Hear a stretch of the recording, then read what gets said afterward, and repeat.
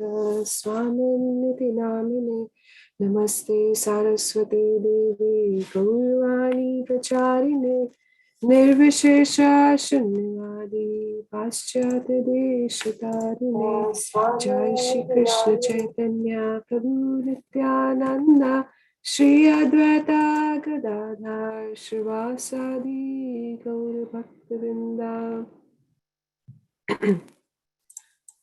Hare Krishna, Hare Krishna, Krishna Krishna, Hare Hare,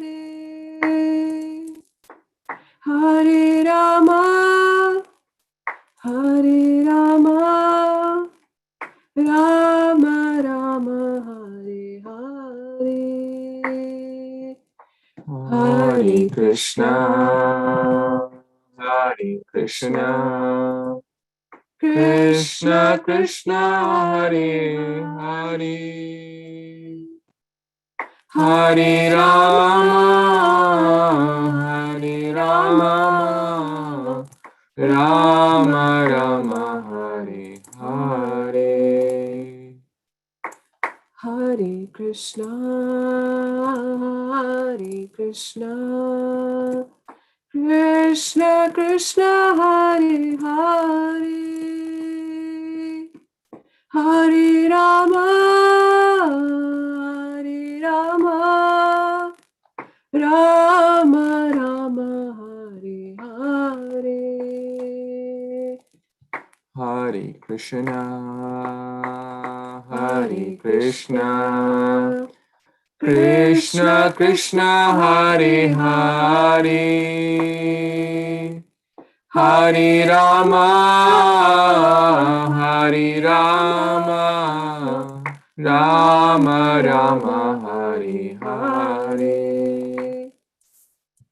Hare Krishna, Hare Krishna, Krishna Krishna, Hare Hare,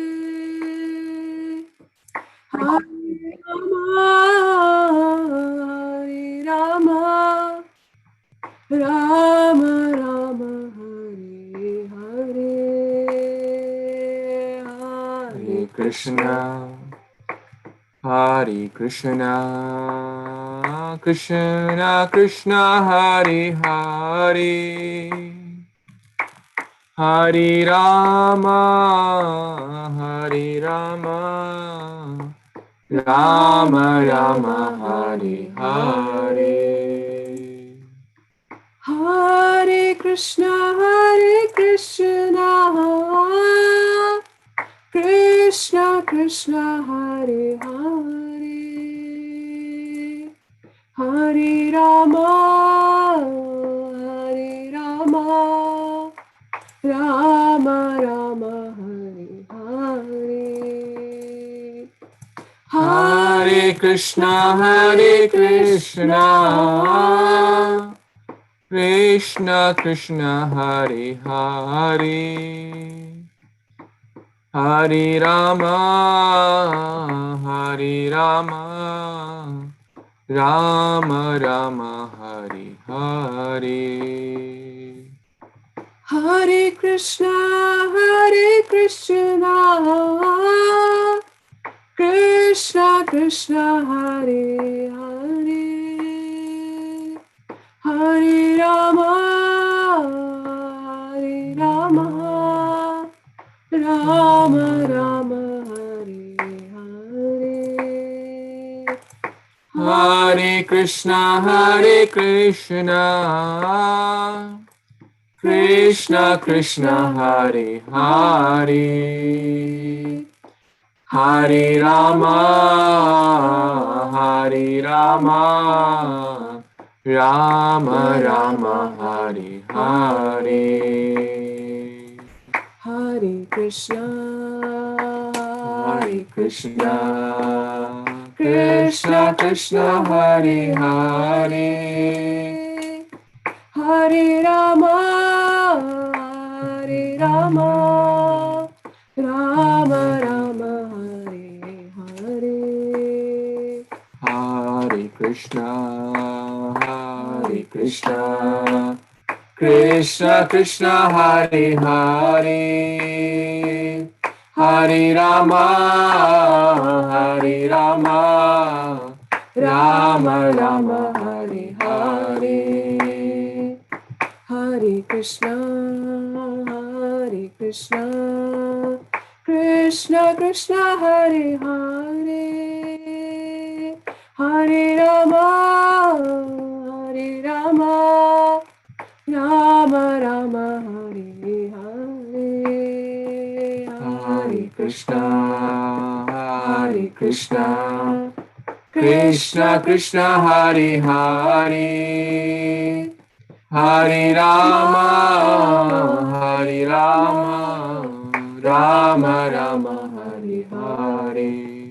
Jaya Radha Gopinath Radha Gopinath Shri Radhe Jaya Radha Gopinath Radha Gopinath Shri Radhe. Jaya Nita Chaitanya Nita Chaitanya Nita Chaitanya Jaya Nita Chaitanya Dayal Nitai Chaitanya, Nitai Chaitanya, Nitai Chaitanya, Dayal Nitai Chaitanya. Jaya Jaya Prabhupada Prabhupada, Prabhupada Jaya Srila Prabhupada Jaya Jaya Prabhupada, Prabhupada, Prabhupada, Jaya Jaya Prabhupada. Jaya Jaya Gurudev Gurudev Gurudev Jaya Srila Gurudev Jaya Jaya Gurudev Gurudev, Gurudev Gurudev, Gurudev, Jaya Srila Gurudev. Nitai Gaur Hari Hari Bol Hari Bol, Bol Hari Bol Nitai Gaur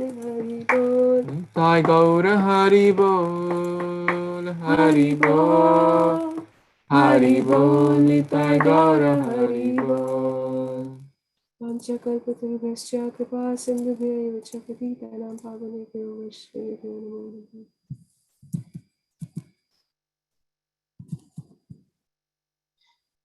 Hare Krishna, Krishna Krishna, Hare Hare, Hare Ram, Hare Hare. Hare Krishna, thank you so much again for taking out your valuable time on this wonderful day of Ekadashi. So thank you, Sampada Mataji, Aradhana Mataji, Kashish Mataji, Parina Mataji, and Vyas Prabhu, Anupati Mataji, Puja Mataji, Vinita Mataji, and Abhishek Prabhu, Avinash Prabhu, Natasha Mataji. Thank you so much. You all are taking your wonderful time and giving your wonderful association. This is really very, very enlightening and inspiring. And Lakshay Prabhu and Rakesh Prabhu, thank you so much. So we will start the discussion today with some prayers, and then we'll go to chapter 7, where we left from text number 4. So if you remember, we discussed in the last first 3 verses of chapter 7. This section primarily talks about Bhakti Yoga, and we discussed that how can we understand Bhakti Yoga is through the process of Shravanam. Without Shravanam, we cannot understand, and hearing from the right authorities, the bona fide scriptures, the bona fide Guru, and then only we can see God, not through our eyes, but through our ears. So let's chant some prayers, and then we'll go to the verses. Om Gyantimirandasya Jnananjana Shalakaya Chakshurunmilitam Yena Tasmai Shri Guruve Namaha.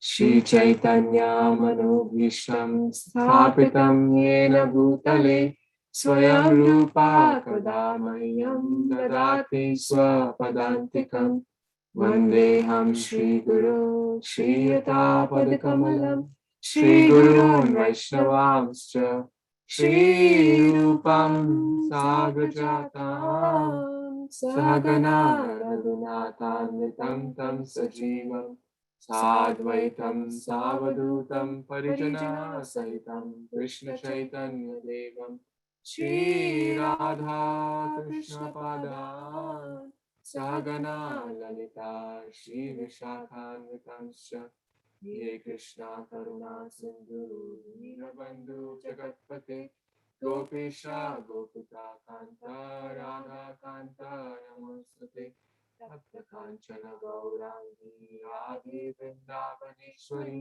Vrishabhanu Sute Devi Karamami Hari Priye Vancha Kalpatarubhyascha Kripa Sindhubhya Eva cha Patitanam Pavanebhyo Vaishnavebhyo Namo Namah Jai Shri Krishna Chaitanya Prabhu Nityananda Shri Advaita Gadadhar Shivasadi Gaur Bhaktavinda Hare Krishna Krishna Krishna Hare Hare Hare Rama Rama Rama Hare Hare Namo Vishnupadaya Krishna Pristhaya Bhutale Srimate Bhaktivedanta Swamin Iti Namine Namaste Saraswate Devi Gauravani Pracharine Nirvishesha Shunyavadi Paschatya Deshatarine.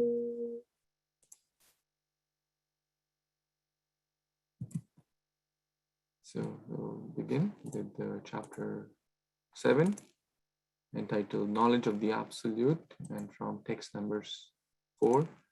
So the acronym for this chapter is, if you remember, head. The first 3 verses talk about the itch of hearing or shravanam, and then we will understand today from 4 to 12 is about E. That God is everywhere, but still we can't see, but we can only see if we hear. And then, so let's go into this chapter. And today, my good wife, Manjali Priya Devi, will be primarily sharing. She has heard and read many Prabhupada's lectures on these topics. So we are eager to hear from her, including myself. I'm very eager to hear. So thank you. Okay, so like always, if you're interested to read any of the verses, you can raise your hand and keep it raised until your turn comes. We'll start with maybe Sampada Mataji. You want to read the text 4? Sure, Prabhuji. Hare Krishna, text 4. Bhumir apo nalo vayu kammano buddhir evacha ahankara iti yam me pinna prakti. Can you stop?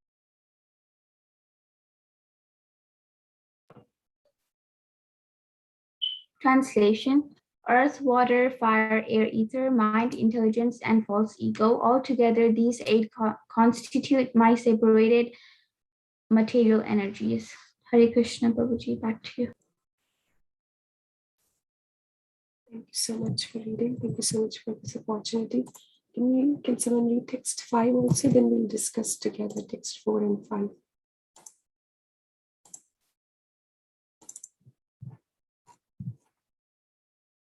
Would someone like to read text 5? Radha Mataji, you want to read?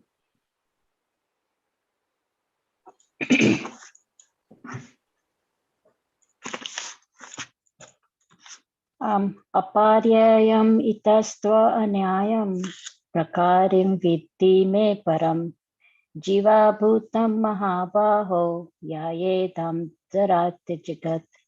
Translation: Besides these, O mighty armed Arjuna, there is another, superior energy of mine, which comprises the living entities who are exploiting the resources of the material inferior nature. Back to you, Prabhuji. Haribol. Thank you so much. So these, as we discussed, the topic for today is how to see Krishna everywhere. So we'll first understand the fundamental basis of our existence. So if you see text 4, Krishna is saying earth, water, fire, air, ether, and he includes mind, intelligence, and false ego are all the separated energies. And if you see your own bodies, and if you see world around us, then actually this is what everything is being made of. And we see earth, water, fire. What is a house? It's made of brick. It needs some water. Brick is coming from the earth.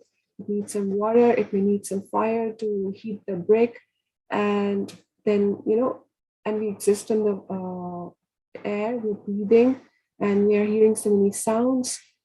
So everything is based on these gross elements.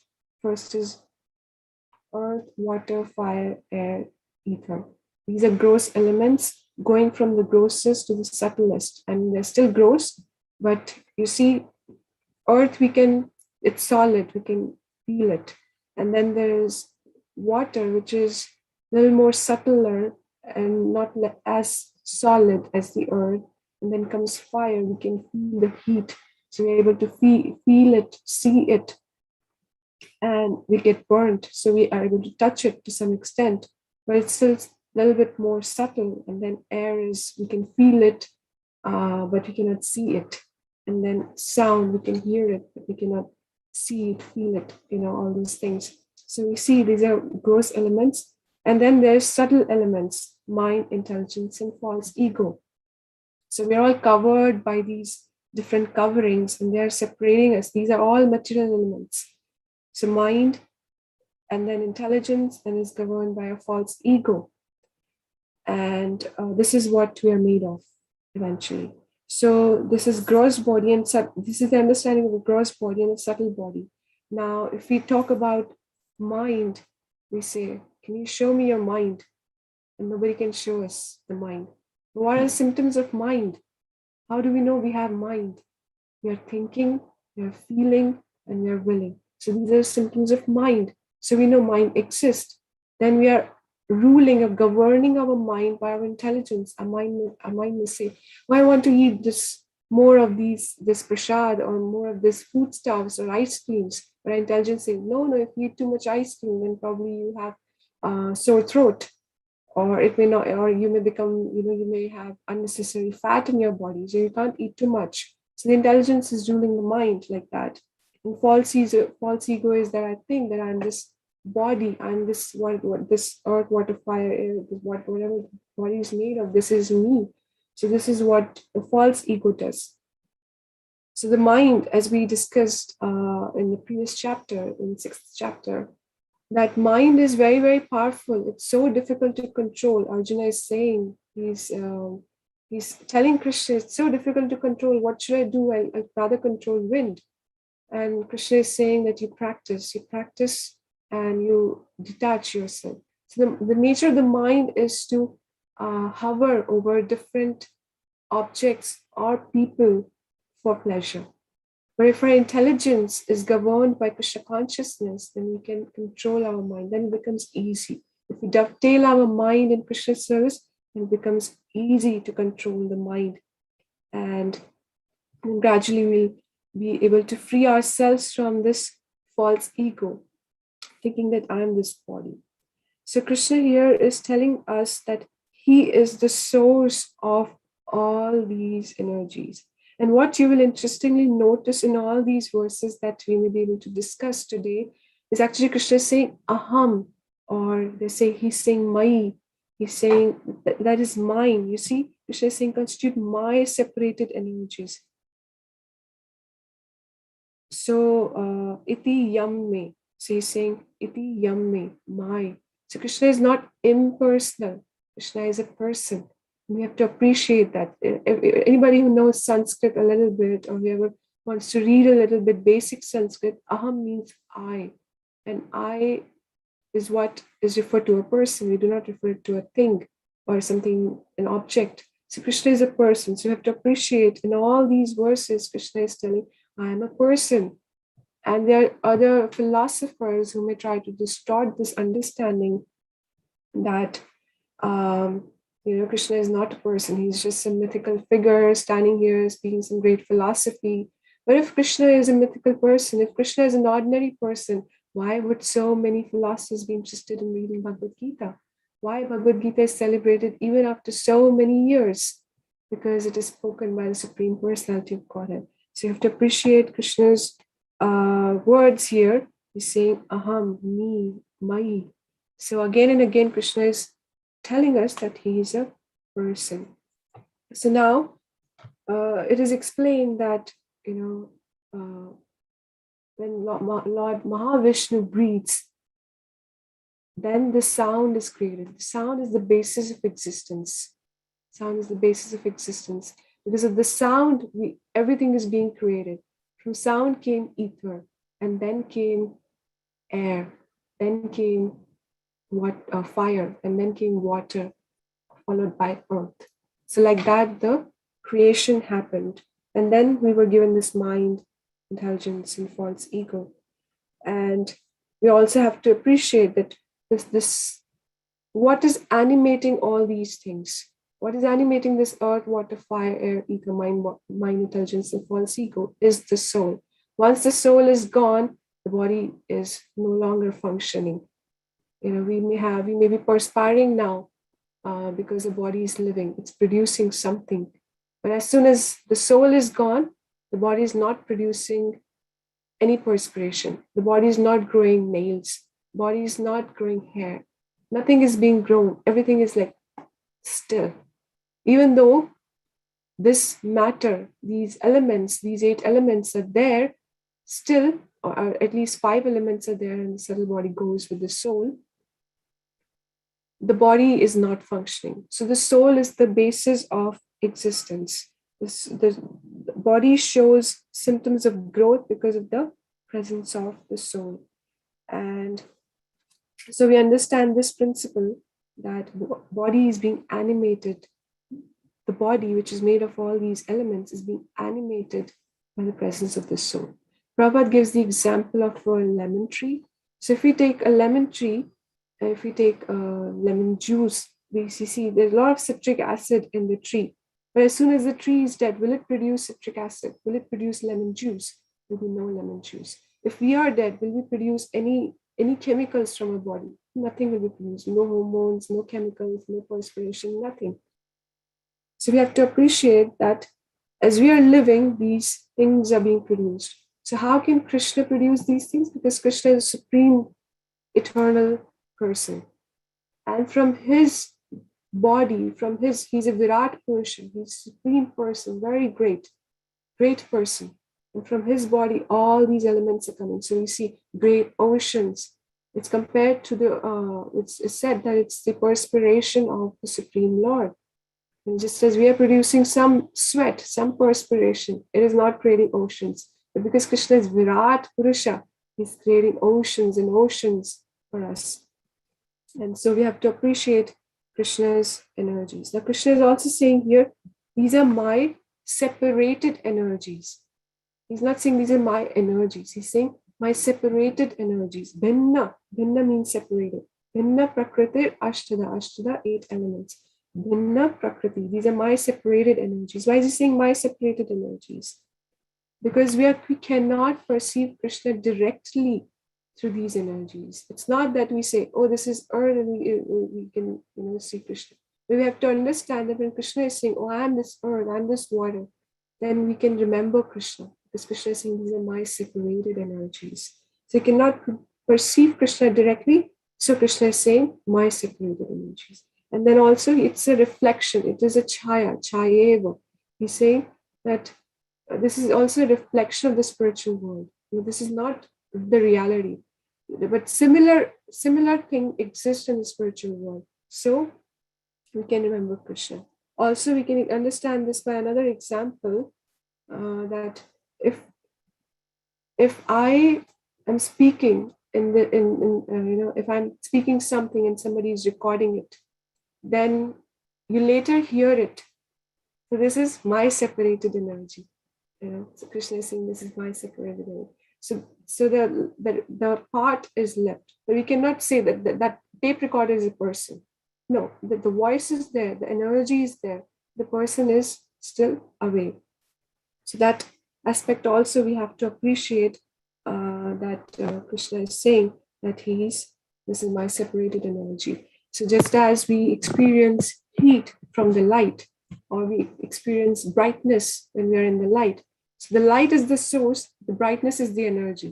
And when the brightness is the energy, we're experiencing that. So we're experiencing Krishna through his various energies in the material world, different ways. So one aspect as a practitioner, this is the fundamental understanding of existence and how things are working. But as we become more mature, more advanced, then how do we use this principle in our day-to-day life? Sri Rupa Goswami explains the principle of Yukt Vairagya. Yukt Vairagya means using everything in Krishna's service. So when we see these energies, we should immediately try to use it for Krishna, because Krishna is saying, these are my energies. So we use Krishna's energy for Krishna's purposes. So we can use the same brick, same water, same fire for making a house which is very opulent. And for what? Maybe for our own selves. These are Krishna's energies, but we are using it for our own selves. What we can do is, we can use the same energies and make a temple out of it. Then it's Yukt Vairagya. We're using the Krishna's energies for Krishna's purposes, for glorifying Krishna's name, for glorifying Krishna's form, for spreading the teachings of the Lord. So that is Yukt Vairagya. So there's, Prabhupada was always conscious of seeing Krishna everywhere. And there's a famous story of a leaking faucet. So Prabhupada was taking a walk in Mayapur with his disciples, American disciples, and he pointed very far off and he said, "Don't you see what is happening there?" And disciples were wondering what is happening there. And they were looking all over. They were just fields. Mayapur was not developed at that time. Mayapur is the international headquarters for ISKCON. So, and at that time, nothing was there. It was just land. And Prabhupada immediately ran from that assembly of devotees, and he went to the faucet. The faucet was leaking. So he said, "See, the water is leaking here. It's Krishna's energies. We should preserve it." And then one time he was in New York. In early days, he was preaching and cultivating devotees. Somebody left. He was living in Second Avenue, and bills were hard to pay that time. There was not much funds. Somehow Krishna was arranging money. And the electricity was on. But Prabhupada was not concerned about money. He said, "Oh, it's Krishna's energy." Every time the disciples would leave the facilities on, like electricity, he would be disturbed because he would say, "Oh, it's Krishna's energy and it should not be wasted. It should be utilized in Krishna's service." So we may have a lot of wealth, we may have some fame, we may have some prestige, some position. We should consider it as Krishna's gifts. These are Krishna's supreme gifts, so that we are not anxious for little things in our lives.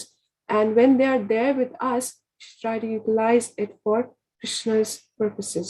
We should cherish them and understand that this Krishna has provided me for some time. We have the access to these facilities for some time. We don't know when they would be taken away. But as long as I have, I should utilize it for Krishna's service.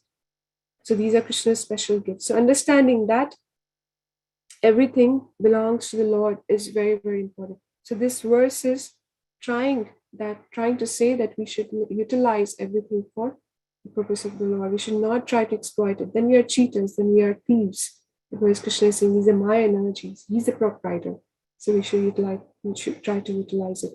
In text 5, Krishna is saying, besides these, O mighty Arjuna, there's another superior energy of life. So he's calling us, the living entities, as a superior energy. Krishna has various energies, because Krishna has multiple energies, and so Krishna is calling us superior energy. And what do? This superior energy is trying to exploit the resources of this material inferior nature. He's calling the material world as inferior nature. So the superior energy is called para prakriti, and inferior nature is called apara prakriti. And so this para prakriti is trying to utilize or exploit the inferior energy. So we see there are different things happening in the material world. People are constructing roads, they are uprooting the trees. So they are exploiting, for different purposes. They're digging oil from the Mother Earth again and again. For what? For sense gratification mostly. Sometimes, sometimes very few people are using it for Lord's purposes, but most people are trying to utilize it for their own purposes. So we're trying to exploit. Also, we understand this material nature, which is the inferior nature, which is consisting of earth, water, fire, air, ether, is actually not activated until unless the superior energy comes into picture. So there's another example that we see. We are flying in a plane, and the pilot is actually flying the plane. So the plane itself is not flying, but the superior energy, the pilot, the living entity, is actually flying the aircraft. So if we have the aircraft just like that, nobody is there, nothing will happen. And it's not activated. So, but the pilot is activating it. So we are seeing that how the superior energy, when it comes into contact with inferior energy, it activates the inferior energy. Just as we were discussing the example of how the soul activates the body. So we see the lights, switches, or it may be just remote control, but we press the remote control and things are on in the room, in the facility. So the superior energy is activating the inferior energy. We see a lot of times the baby may pass away in the womb and the growth completely stops. Why does it stop? Because the soul has left the particular body and the baby is not able to grow. Baby is not showing the signs of life anymore. So the superior energy is activating the inferior energy. And there's no exception to that rule. Everywhere, everything is happening because of this contact of the superior energy with the inferior energy. Inferior energy itself is not doing anything. So this was text 4 and 5. Thank you. I just want to add the one or two points here, especially on this occasion of Vijayadashmi, which was yesterday.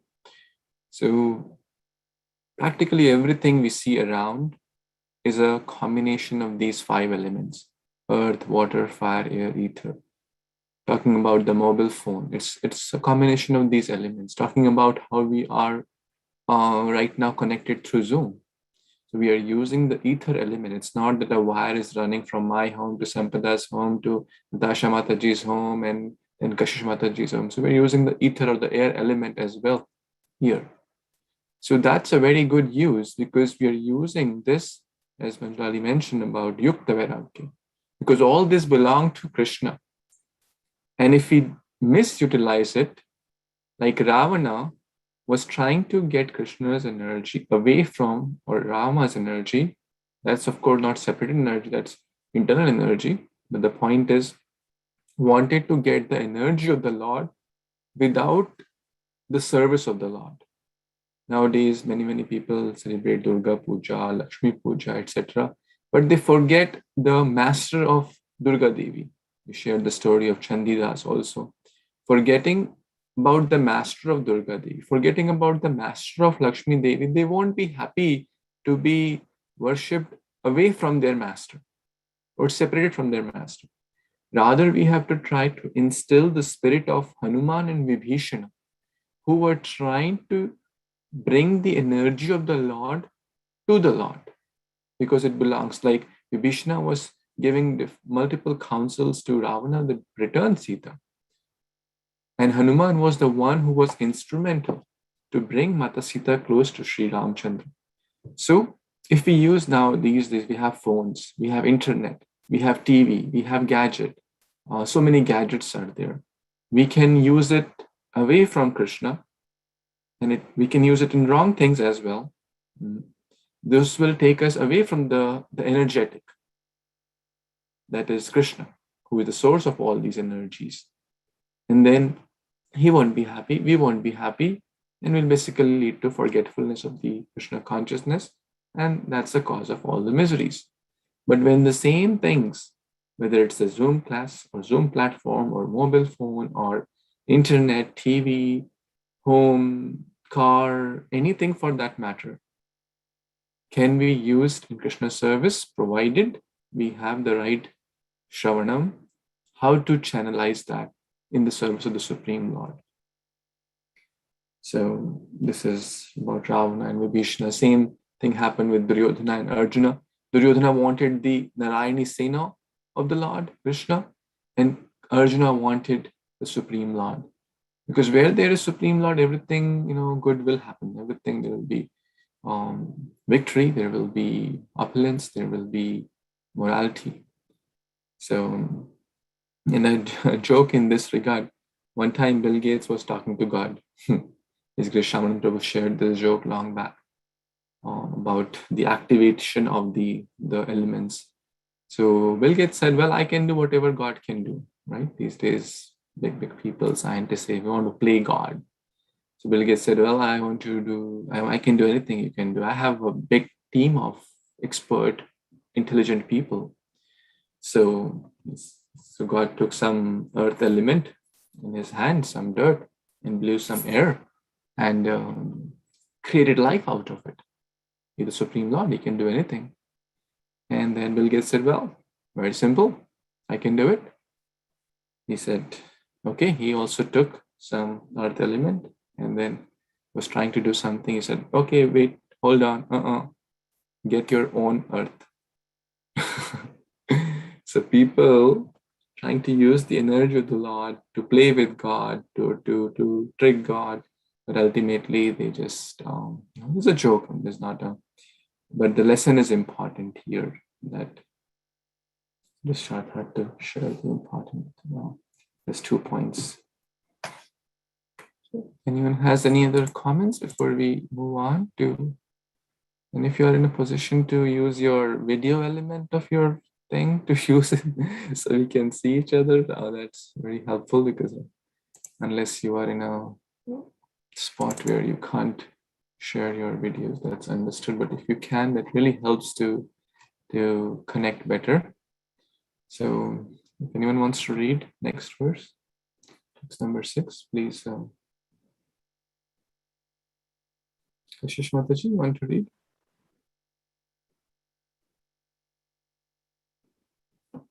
Hare Krishna Prabhuji, kindly accept my dandas. Dandat Pranam all devotees.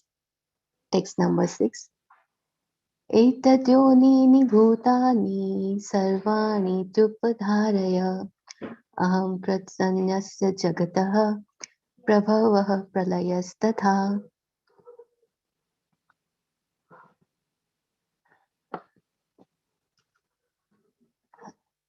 Prabhuji, shall I read the translation also? Please, Mataji. Ji. Translation by His Divine Grace A.C. Bhaktivedanta Swami Srila Prabhupada. Srila Prabhupada ki jai. All created beings have their source in these two natures, of all that is material and all that is spiritual in this world. Known for certain that I am both the origin and the dissolution. Thank you so much, Prabhuji. Back to you. Hare Krishna. Thank you, Mataji.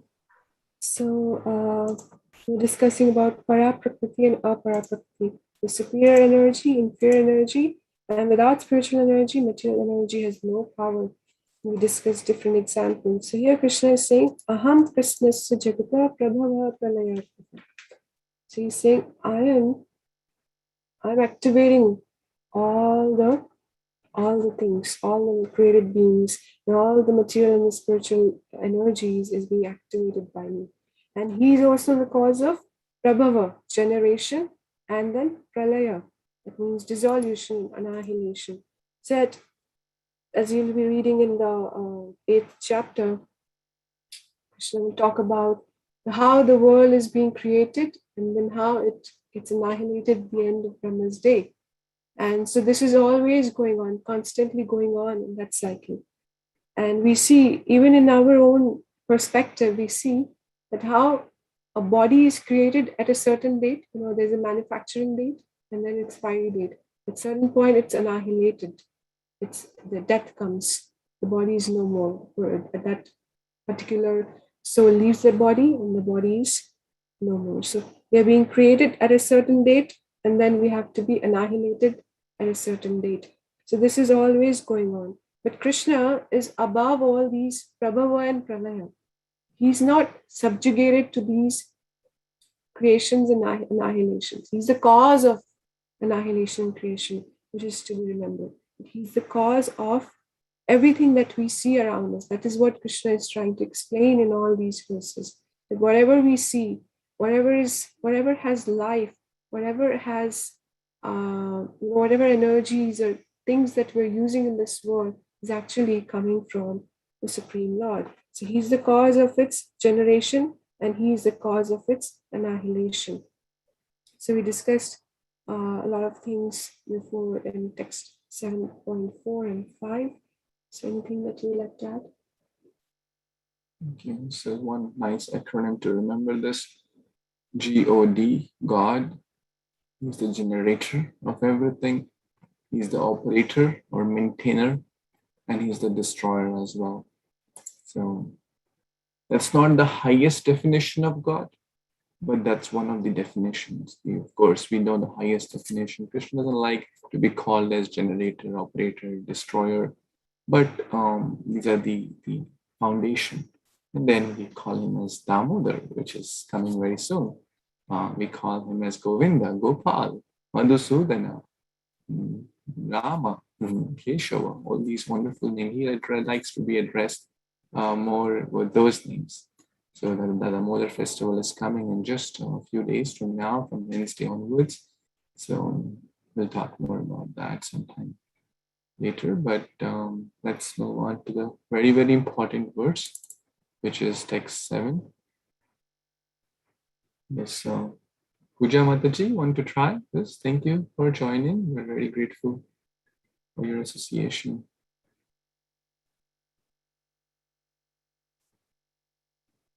You can please unmute and read this text 7.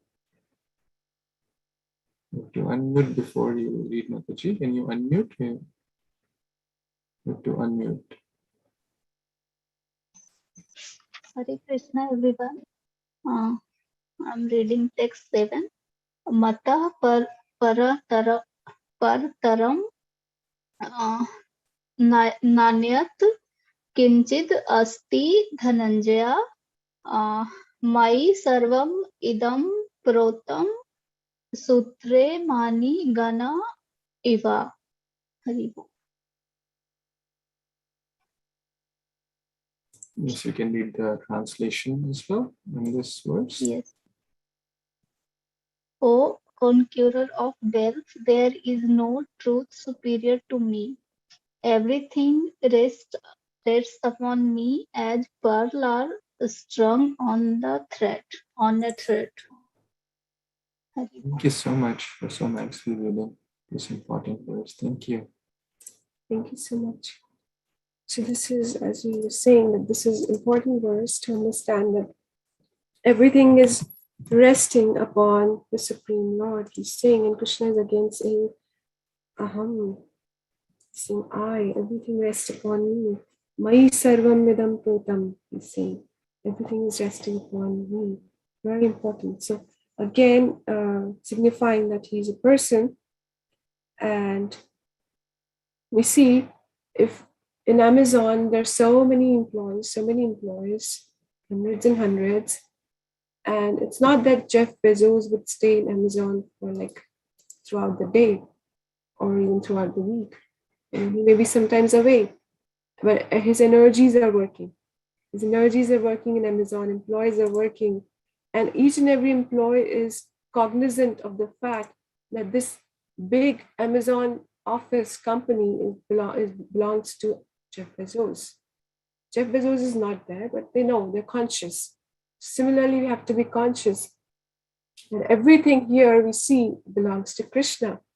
If Krishna is above, where is he? In Golok Vrindavan. He's enjoying his pastimes, but everything is being sustained by him and by his energies. So that is a very, very important principle to be Krishna conscious. So being Krishna conscious, it's not very difficult. It's just the understanding that what did I bring with myself and what will I take with myself? Everything that I have pride in, that I possess, will stay here.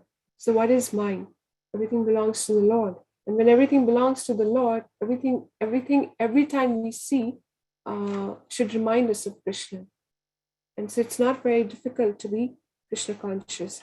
The nature of this world is that we have to work. We cannot live without working. We have to keep the body and soul together, isn't it? So we have to work, we have to earn, we have to go out, we have to see, meet people. But just that fact that everything belongs to Krishna. Our bosses may be harassing us, but understanding that the supreme boss is Krishna, even above this boss, he may not realize, but if I realize that I'm Krishna conscious, and that is very, very important, that we have to go out. We have to remember that everything belongs to Krishna. And even Arjuna, he was fighting, he was utilizing his ability to fight for Krishna. And in fighting, that he was remembering that I'm fighting for Krishna. So that was, he was being Krishna conscious, even though he was apparently engaged in the act of fighting, but he was Krishna conscious. So that requires a little practice and a little understanding. And then we will be able to see Krishna and appreciate Krishna everywhere. So how Krishna is saying here that everything rests upon him. Everything is working because of his direction and energy. So Krishna, first expansion of Krishna is Balaram. And from Balaram comes Chaturvyuha. Chaturvyuha consists of Vasudev, Pradyumna, Sankarshana, Aniruddha. And from Sankarshan comes Narayan. And from Narayan, there again comes Chaturvyuha. So again, Pradyumna, Sankarshana, Vasudev, Aniruddha comes. And from again Sankarshana comes Purushavtaras. That means the three Vishnus, Mahavishnu, Garbhodakshaya Vishnu, Kshirodakshaya Vishnu. So that Garbhodakshaya Vishnu is sustaining the universes, from whose navel the Lord Brahma comes. Mahavishnu is the supreme Lord. He's overseeing everything. And Kshirodakshaya Vishnu enters as Paramatma, the super soul, in each and every one of our hearts. He's present in every atom as Kshirodakshaya Vishnu. So those are the energies which are actually sustaining the world. Krishna is directly not doing anything, but he's expanding himself. He's expanding himself, and those are the personalities which are sustaining the universes, maintaining. And then he creates demigods. Demigods are maintaining the universes. So all these things are maintaining. But if Krishna withdraws his presence, then everything would collapse. Krishna says in chapter 15, text 13, Gam avishya cha bhutan. He says, I enter each and every planet and sustain them. That's how they remain in orbit. From our understanding, from our modern science understanding, we think, oh, Krishna is, these planets are being sustained by the law of gravitation, or somehow sustaining. But no, Krishna is saying, Gam avishya cha bhutan. He's telling that I enter each and every planet and I'm sustaining them. So, so this is what we have to understand, that Krishna is sustaining. As soon as Krishna withdraws his presence, then everything would collapse. And Krishna has different various Shaktis. We are within Amshas. We are in the Tathastha Shakti. That means we are marginal energy. That means we can choose where we want to be, whether we want to be in the inferior energy or we want to associate with the spiritual energy. We can decide. So we are marginal. We can decide where we want to be. And then there's different Shaktis: Chitta Shakti, Antaranga Shakti, Bhairanga Shakti, the internal energy, the external energy. Different energies are running even in the spiritual world and in the material world, and sustaining and giving pleasure to the Supreme Lord, sustaining the living entities. Also, here Krishna is saying that these are strung as pearls are strung on a thread. Everything rests upon me as pearls are strung on a thread. So Prabhupada explains that because pearls are also round and universes are also round, so Krishna is using this analogy to explain that his pearls are strung upon a string. He could have said flowers are strung upon a string, but he said pearls are strung upon a string. So Prabhupada explaining that because universes are also round in their shape. So that's why Krishna is using this analogy. So Krishna is nicely sitting. He's Lord Brahma is saying, Goloka eva nevasatya akilatma bhuta. Krishna is enjoying his eternal pastimes in Goloka. But Andantarastha paramanu chayanta. He's also present in each and every atom of this universe, of this creation. He's aware of everything that is going on in this universe. So he's simultaneously present and enjoying his pastimes in the spiritual world, He's also present in each and every innumerable universes, not just our universes. So he's present everywhere. So Krishna, just as Krishna explains, Prabhupada explains that consciousness is pervading the entire body. Consciousness is so tiny, soul is so tiny, 1/10,000 the tip of a hair, but it's sustaining the whole body. Similarly, Krishna is sustaining the universes. He's not seen, he's not directly seen, but he's sustaining, just as the consciousness is sustaining. So that was text 7. Do you like to add anything? There's a famous example of or a story of Einstein. He had a friend who was not believer of God. He said, well, science created everything. Like some people still believe that the cause of the universe is a big bang, right? In science, and I'm not sure if it's still the curriculum, but when I was a student in maybe 5th, 6th, 7th grade, I don't know what class they teach this subject, but the Big Bang theory, that there was a big bang and that led to the cause of all the planets. Whenever there is a bang, whenever there is a explosion, what comes in the first in our mind? How many people died? How many people got injured? What was the loss of the property or anything around?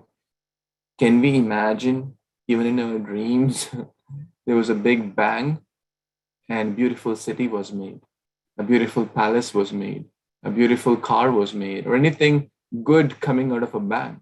No. So it's not the big bang, it's the big brain. And often this brain is not seen. For example, this thread analogy is given here in text 7.7. We see the pearls, right? Do we see the thread? We don't see the thread which is keeping the pearls together. So often people try to, someone who does not know how a pearl necklace is made, less intelligent child, a 5-year-old will say, look at the pearls, right? They'll just say, oh, these pearls are somehow together, right? The child would not know, or the less intelligent would not know that there is actually a thread which is keeping the pearls together. Without the thread, the pearls would not be together. Similarly, the thread, Krishna is being compared here, Sutre Mani Ganaiva, that how the thread, the pearls rest upon the thread, right? As the pearls are strung on a thread, all the planets, all the creation. And when we talk about planets, we're not just talking about the 9 planets which the so far scientists have unveiled. We're talking about unlimited material universes and the spiritual universes. This is infinite creation. So even in science, we have to make models of solar system, right? Sometimes. So we use some base, right? Either we strung with a thread, or we put some wire, or put something, or rest on a hard surface. Can we just somehow make them float in the air? Right? Can we do that? No one can do that. But Krishna is doing that. It is said the distance between the sun and the earth, if it would have been a little here or a little there, it would have been a mess, right? The man-made things, satellites and stuff, we see clashing, we see rocket failures and flight failures and crashes. Have we heard, oh, Earth colliding with the sun colliding with Jupiter? No, because it's a much intelligent. He is the most intelligent. There's no one more intelligent than he's a source of all intelligence, which we will also study later. So the point is that he's the cause behind everything, although we may not directly be able to perceive it, but we have to understand through the eyes of scriptures, or Shravana. And the story of the Einstein, that he had a friend who was atheist. Einstein was a believer of God. He made a model of solar system with a rotating crankshaft, and he would rotate the crankshaft and the planets would move in nice orbits. And it was a very nice piece of art and physics. So the friend asked, well, who made this wonderful model? And he replied, well, I was sleeping. There was some wood here. There were some balls here. There was some metal here. And I just woke up in the morning and I heard some bang and this masterpiece was created. He says, come on, don't lie. It cannot happen. This cannot come by a bang. This cannot come by chance. I'm sure someone would have made this masterpiece because so much, order, organization, pattern, perfection. It cannot. By bang, only destruction happens, but only disorganization happens. So, and then he got his lesson that Einstein shared. My dear friend, you are not ready to believe that this tiny, just a kind of a model of the system, can come by chance or by a bang. How can you even think that this whole great, enormous creation of the Supreme Lord can come by chance or by a bang? And then he got his lesson that it's not the big bang, it's the big brain behind who is the cause of everything. Sarva Karana, Karanam, Govindam Adi Purusham, Tamaham, Vasham. Anything else anyone has to add or share? Okay, so we will go to the next verse, which is text number 8. Would someone like to read? Doesn't have a chance yet. Yes, Prabhu, want to read? Yes, Prabhuji. Uh, Hare Krishna, all devotees, Dandavat Pranam. Rasohamsu Kaunteya Prabhasmi Shashi Suryayoho Pranavaha Sarva Vedeshu Ke Paurusham Rushu. Translation: O son of Kunti, I am the taste of water, the light of the sun and the moon, the syllable Om in the Vedic mantras. I am the sound in ether and ability in man. Okay, thank you, Purpose. Prabhu. Okay, We'll just go with the translation now. Okay, sure. Yeah. Text 9, somebody would like to read? Anyone who hasn't read so Lakshay? far? Lakshay Prabhu, want to read? Yes, Prabhuji. Punyo Ganda Pritivyam Cha Tejas Chasmi Vibal Asho Jivanam Shrava Bhuteshu Tapas Chasmi Tapas Vishu. Translation: I am the original fragrance of the earth, and I am the heat in fire. I am the life of all the lives, and I am the penances of all ascetics. Hare Krishna, Prabhuji. Text 10, anybody would like to read? Thank you, Lakshay Prabhu. Varna Mataji, want to read?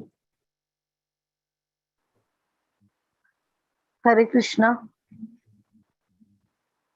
Bijam mam sarva bhutanam vidhi pratha satanam sanatanam buddhir buddhi matam asmi tejas tejasvinam aham. Translation: O son of Pritha, know that I am the original seed of all existence, the intelligence of the intelligent, and the prowess of the powerful. Back to you. Thank you so much. So again, as you'd be noticing that Krishna is saying aham in all these verses, Chasmi, aham, that means Asmi, Mam. These are all again signifying that he's a person. So just as a doctor gives a prescription take this medicine at this time, in this much dosage for these many days. Similarly, and we have to follow that prescription to heal ourselves. Similarly, Krishna is saying that follow this prescription of seeing or perceiving myself in all these elements that we'll be discussing. That see me in all these things. I'm non-different from all these things. Because in preliminary stage, it may be difficult for us to see Krishna face to face. As an advanced devotee, it's very easy. The advanced devotee doesn't see ocean as ocean. It sees how Krishna is working wonderfully. This ocean is so vast, it's so deep. They're easily and very quickly they're able to relate or connect it to Krishna or see Krishna directly there.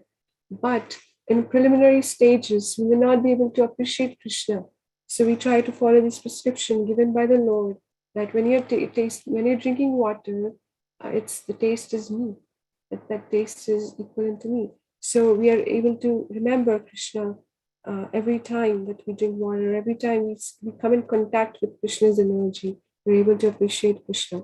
So this is what Krishna is trying to teach us. But as we become purified in our senses, which is primarily the mind, and the rest of the senses, gross senses like eyes, ears, everything will follow. We purify our mind, then we will be able to see Krishna everywhere very, very easily. That is the prerequisite to see Krishna. And so if we see Krishna's energy like this, it's not very difficult to be Krishna conscious. It's not so difficult. We can just appreciate Krishna everywhere. So Krishna here is saying, I'm the taste of water. So when we're thirsty and we drink water, there's some taste. That's why we are able to quench our thirst. That's why we're satisfied. One time, one teacher said in the class, water is odorless, tasteless. And this devotee who was, I think, Amrendra Prabhu, very famous now, he said to his teacher, no, water is not tasteless. Krishna is saying, I'm the taste of water. So water has taste. And so, modern science is different, but definitely water has some taste because we drink it, we become satisfied, and we enjoy it. So whenever we are thirsty, we're trying to think of Krishna. Krishna is saying, Rasoham apsukante. Rasa means taste, and it's a very attractive taste. So rasa means very attractive taste. So water has an attractive taste in original state. Nobody wants to drink the salty water, but everybody wants to drink the pure water that comes in the river and springs because it has sweet taste to it. And anything that may have some taste, like we bite an apple and the apple has a lot of taste, or we prepare a preparation, foodstuffs, and it has taste, good taste, then we can remember Krishna immediately. Oh, Krishna has tasted this foodstuff, so it is tasty. Oh, this apple that Krishna created has such beautiful taste. This lemon juice, the citric acid, or the orange juice that we drink. Oh, these juices, we can remember Krishna, that, wow, Krishna has created such wonderful thing. And we appreciate Krishna. Also in, I think the 9th text, he is saying, Punya Gandha Prithivyancha.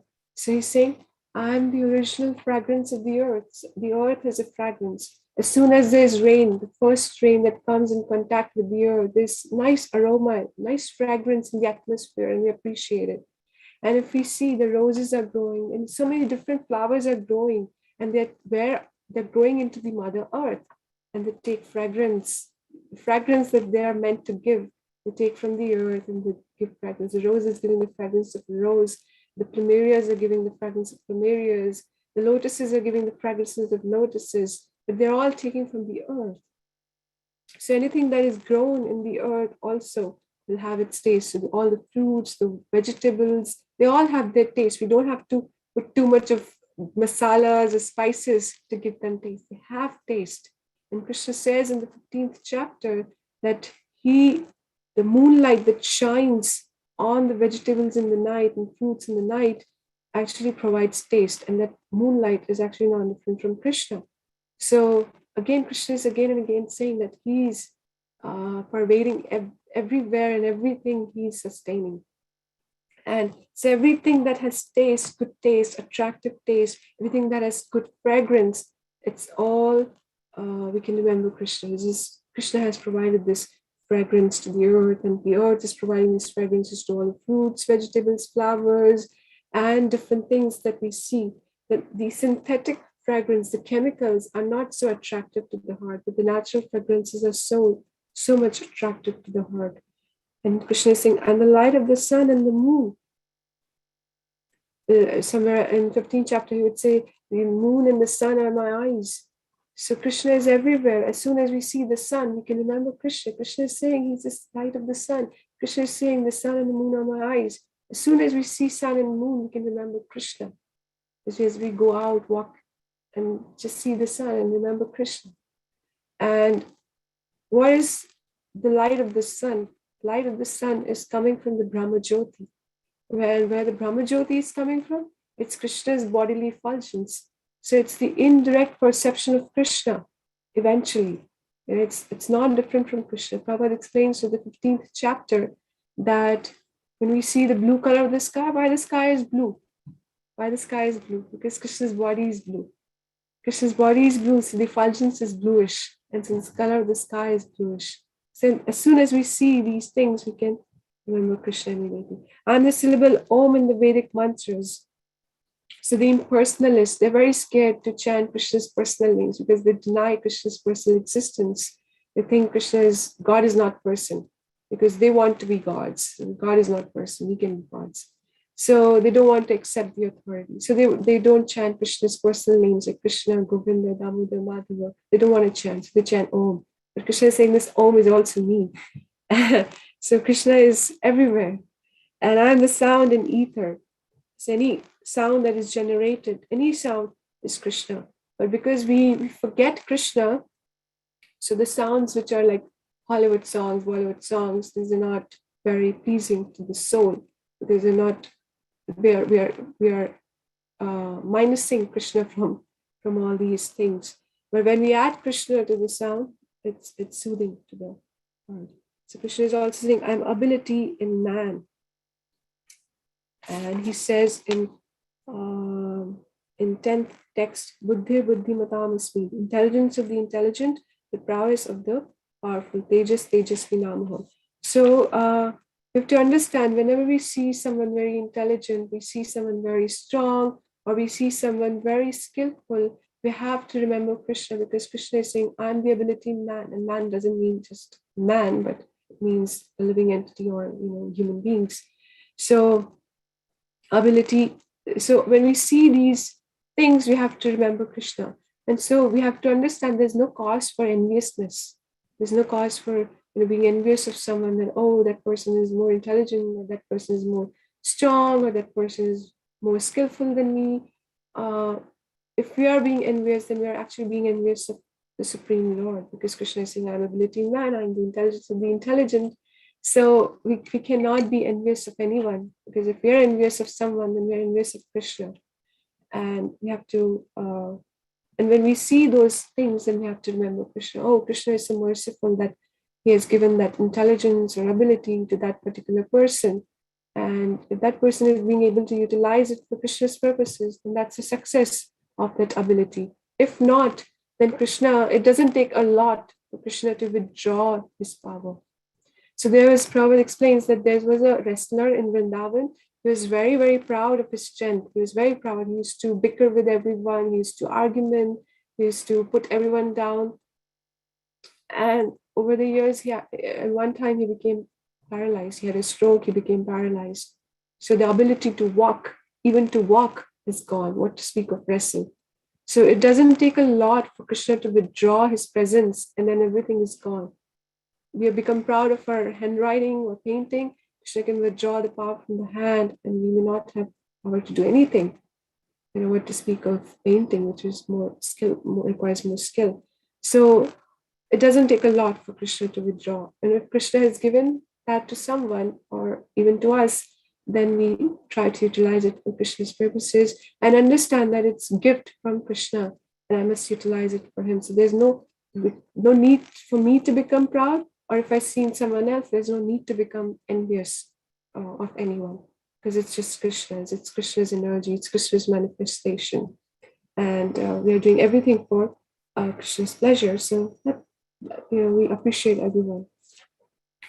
So in the ninth text, we discuss the fragrance of the earth and the heat and fire and the life of all that lives. So as soon as we see life anywhere, we have to remember Krishna. It may be trees, it may be animals, it may be human beings. You have to remember Krishna. If we see insects, we have to remember Krishna. And we have to respect that life because Krishna is saying, I'm the life of all that lives. And as soon as Krishna withdraws his presence from the body is no more functional. It's dead. So Krishna is providing life to everyone. And the penances of all ascetics.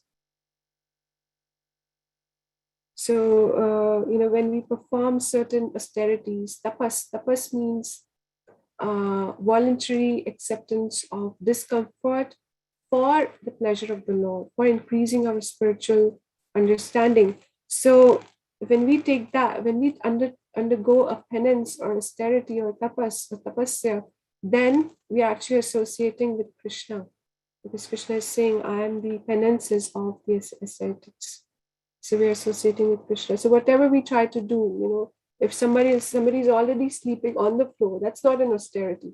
He's already used to it. But that person, for that person, something else may be austerity. He may be eating too much. So if he's eating less and taking that austerity to please Krishna or to meditate, to do devotional service better, then that's austerity.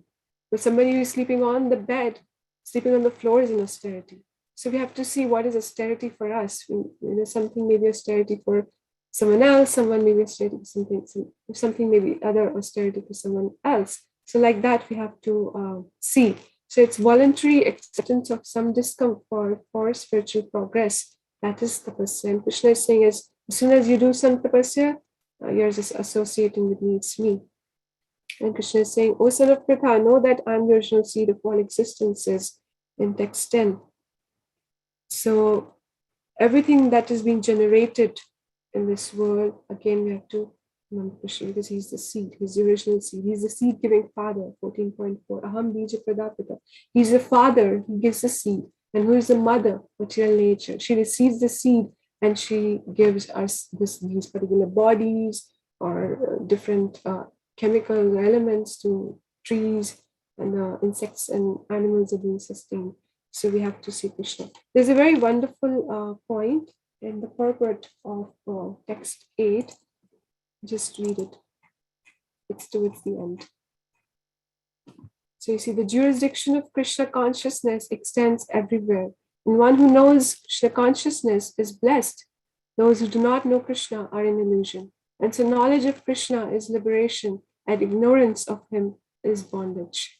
So you see, Prabhupada is so beautifully writing. Jurisdiction of Krishna consciousness extends everywhere. It just requires that understanding, that cognizance that, oh, it's Krishna, it's Krishna's energy, it's Krishna. Krishna is sustaining everything, everyone, and that is Krishna consciousness. And as soon as we become Krishna consciousness, actually Krishna conscious, then we don't exploit anything or anyone. We don't exploit the material nature because we're conscious, oh, it has to be utilized for Krishna. We don't exploit people, we don't exploit animals. We try to respect them because they have life, and it's Krishna. So Krishna consciousness is a blessing because it keeps our heart soft because we don't exploit anything or everyone. Would you like to add anything? Thank you. You made such a nice point about how we should not be envious of anyone. When we see these good qualities, rather we should take inspiration. Because Mike Tyson, the famous wrestler, he used to say, I'm the greatest. So much pride that he was a heavyweight champion or best boxer for quite some time. But later, the same Mike Tyson used to say, I'm the greatest fool who used to think that I am great. Because that's basically Ravana mentality. I'm great, I'm this, I'm that. Ahankara vimudatma kartahamiti manyate. A foolish person out of false ego thinks Oh, I am wealthy. Oh, I am beautiful. Oh, I am greatest. Same Mike Tyson got this Parkinson disease, and he was not even able to lift his hand to eat some basic, do some basic things. What to speak of fighting in a ring. So if we forget Krishna, as we just discussed, then Krishna will teach us nice lessons. When Arjuna was in the battlefield of Kurukshetra, he was victorious. Not because of his strength, not because of his Gandiva, not because of his whatever capabilities he had. We all know the story when Krishna, when the war was over, it was the story that Krishna asked Arjuna, please get down. And Arjuna said, my dear master, you please get down. That's the proper etiquette. He said, no, if I get down, you better get down first. And then as Arjuna get down, and then Krishna got down, and the chariot was into ashes. So it was only Krishna who was fighting through the medium of Arjuna. He was only he who was killing all the soldiers through his medium. And actually that story was the benediction was given to Ghatotkach, or no, what was that? Barbarik, one of the sons of Ghatotkach, who was witnessing, and there's a place called Khatusham. This first time is my father shared. He was witnessing and then later it was asked, what did you witness? He said, all I witnessed was the Supreme Lord, was his Sudarshan Chakra was acting, and rest all were nimitta. So, and the same Arjuna, when he was trying to bring back the queens of the Supreme Lord back from Dwarka, then later he was defeated by the simple, what is it called, Gwalbal, or like cowherd men. The same Arjuna who could defeat the great Drona, Bhishma, Karna, etc., he was defeated by the cowherd boy. So how can that happen? That is logically not possible. But logic does not work, because ultimately at that time Krishna's mercy was with him, and then later Krishna, took back to teach the lessons. And Arjuna, there's a very nice verse in Mahabharata. I don't recall the exact verse, but I recall the essence. Arjuna is kind of thinking in his heart, what's missing? The chariot is the same, the Gandiva is the same, the Arjuna is the same. The arrows are the same, everything is the same, but what is not there? My dear friend, my Parthasarthi is not there. My Sakha, Krishna, is not there. So if one gets proud of his knowledge, his intelligence, one's beauty, one's wealth, it will be taken in no time. His Grace, Anuttama Prabhu was recently here. He shared a very nice story that there are so many people who are extraordinary, like one of the big wealthy shots in Dubai, like Saudi Arabia area. He's so wealthy, extraordinary wealth. Palaces, cars, whatever one can materially best think of. Spending thousands and thousands and tens and thousands of dollars every day for their entertainment, to go do whatever. And then they try to invent new stuff to do something which no one else has done, right? Because what's the fun in watching a movie which everyone is watching? Like they want to do something which not everyone can do, right? Pride, right? Again, the pride. So they were doing this in these deserts. They were doing some racing. I don't know what this called, like safari race, with special cars, high-speed cars with this, which run on these deserts.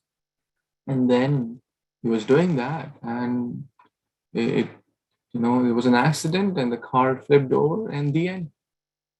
Multi-billionaire, and so ultimately we should be humble. We should be humble, and be grateful, and see the hand of the Supreme Lord. That's what is recommended, and that's what a pure devotee aspires to see or sees, and we aspire to also look, have that vision. Premanda churita bhakti vilochanena sante sadeva hridayeshu vilokayanti yamashama sundara guna achintya swarupam govindamadi purusham tamaham bhajami. Those who have eyes anointed with the love of God, they don't see,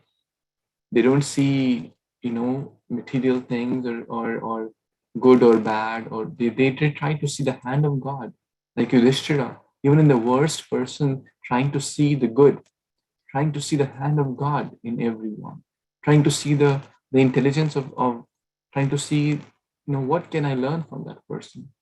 Because Krishna has given unique ability, trade skills to everyone. So there is no question of therefore in ISKCON we call everyone as Prabhu and Mataji, that you are my master. That means I'm there to learn from you. I'm there to serve you. So when that will be the mood of humility, the Trinada Pisunichena, then there is absolutely no question of envy. Envy is very far if one has that mood. And the mood will be of seva. The mood will be of a student. I'm a student, you are a master. Even though I'm speaking this class, but you are giving me this chance. I'm so grateful to you, because if you would not be here, I would have not got a chance to study Bhagavad Gita or to purify my tongue by sharing Bhagavad Gita. So I'm so grateful to you, my dear friend, my dear Prabhu, Mataji, for giving me this opportunity. And then there is no question of enmity or enviousness, because we're trying to look for good in everyone. So that's Bhagavad Gita. To spread world peace, happiness, love, kindness, gratitude by seeing the hand of the Supreme Lord. Sthavar jangamana dekhi tara murti sarvatra hoy ishtadev spurti. Sthavar means stationary, non-living things like a bulb, like a mobile phone, like a book, TV, etc. These are sthavar, they don't move. Jangam is living, animals, plants, human beings, males, females, etc. So a pure devotee does not see this or that, Sthavar or Jangam. He tries to see the hand of the Supreme Lord. Sarvatra Ishtadev Spurti. Who is the Ishtadev? Lord Damodar, Lord Krishna. So he has the Spurti of the Ishtadev, Krishna, in the heart. So we can also try to cultivate that spirit. I know it's not easy, but we are all trying to. So first we read, hear, understand, and then try to cultivate that spirit. So we are almost towards the end. Let's take a few reflections or comments or questions anyone has in the verses we have covered from text 4 to 10 today. Thank you, Ali, for so nicely sharing Prabhupada's words and inspiring all of us. So anyone has any comments, any reflections, anything struck you, anything you want to ask or tell, please, this is a time to do so.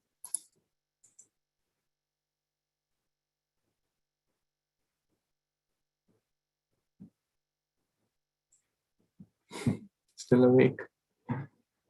Can you still hear us, or is it audible?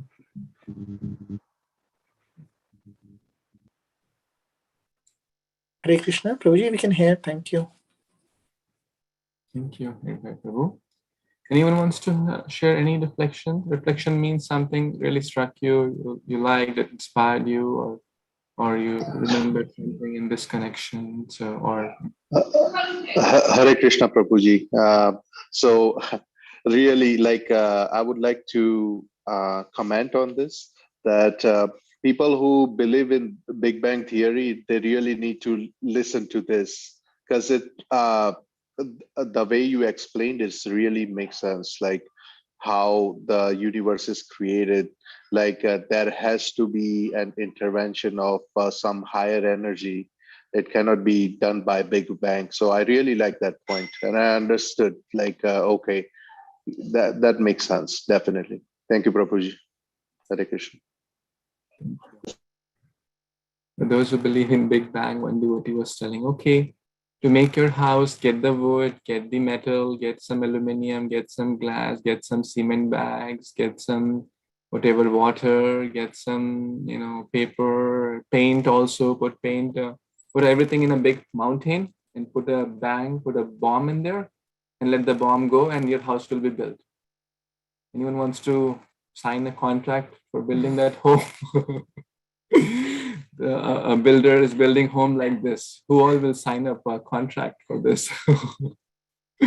Right? So if a tiny home, what to speak of a big, tiny home, even a model home cannot be built by this, right? This approach, what to speak of the entire universe. And there's so much coordination, organization, and planning. For even a model home, if you have to make with thermocol plastics a model home, you need proper tools, ingredients, planning, thought, intelligence. A model home needs less thought, right? Even a child can make, but can a child make like a home where physically people can live? No, it needs some more intelligence, right? A bigger, maybe a scientific, some another complex structure like a bridge 5 kilometers long. It needs more intelligence. So the complex the creation, the more intelligent the creator. So this creation is so complex, from the tiny nanoparticles, DNAs and whatnot. The DNA has information of the books in the whole world in the library. Can we imagine the tiny microstructure which we can't even see and feel?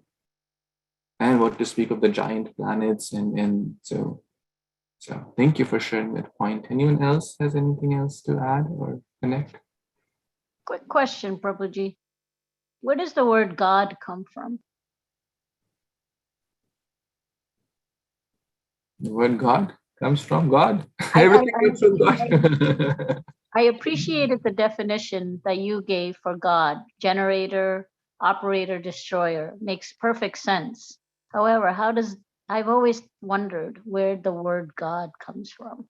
Who thought of God as the supreme? Now it's same as It's a reflection. I don't expect an answer. But why do we call this as pen, right? Right? Why do we call this as pencil? Why don't we call it as microphone? I mean, it's a tricky question. We have to go back to the etymology of all these words and right. But ultimately, Sanskrit is the mother of all languages, right?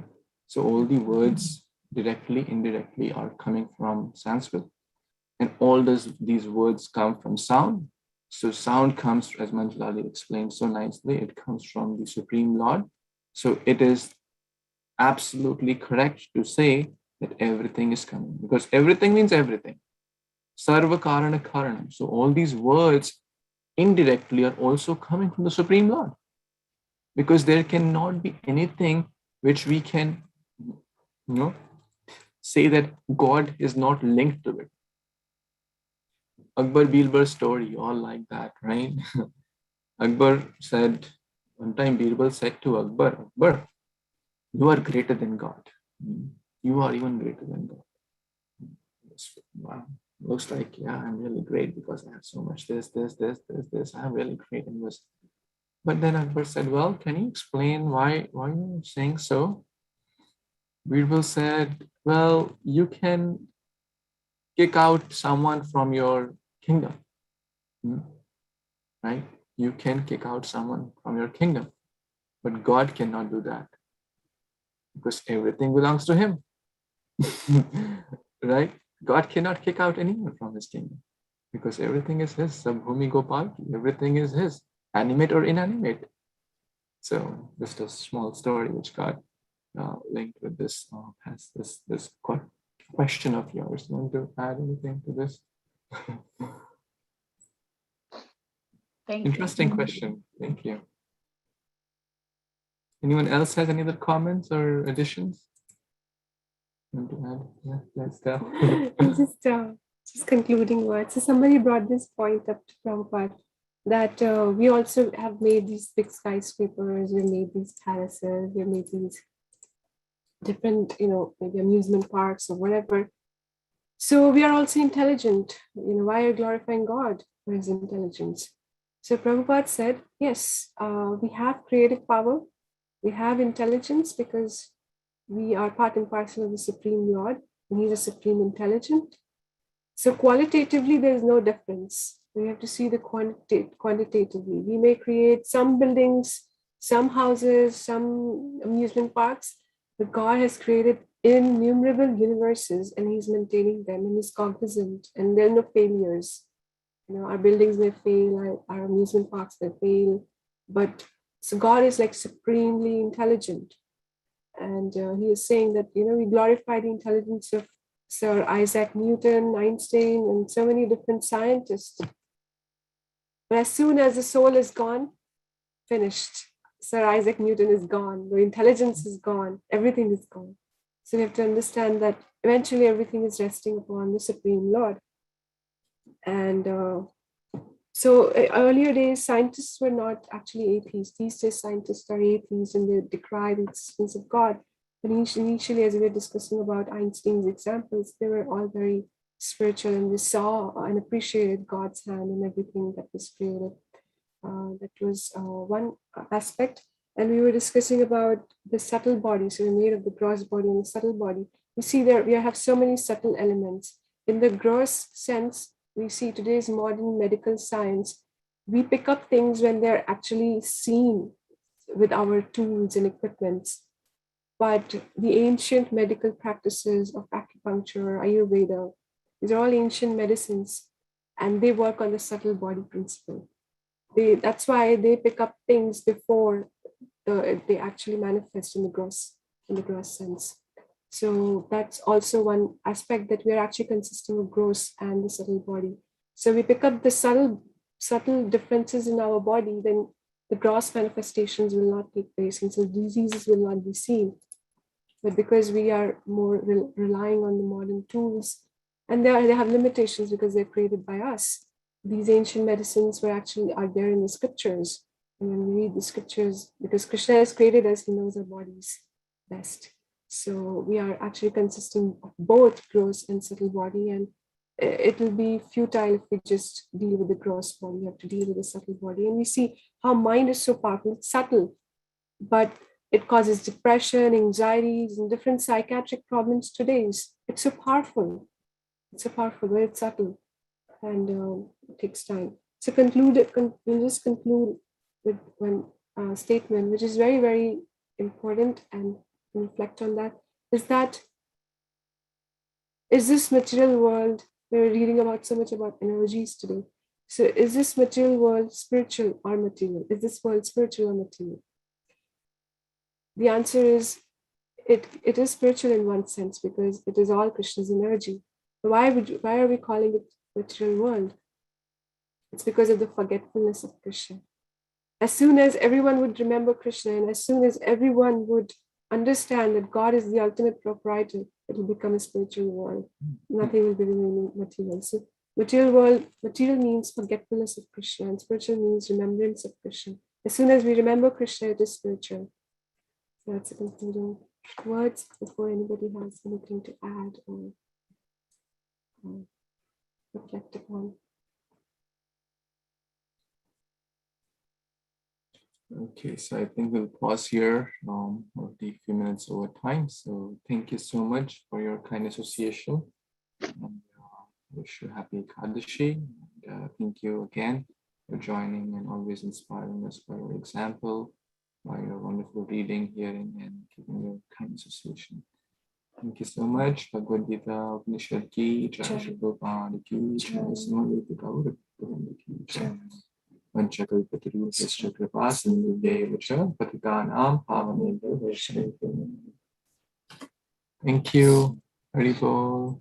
Haribol, Prabhuji. Thank you. Hare Krishna. Hare Krishna, Prabhuji. Krishna, Hari Bol.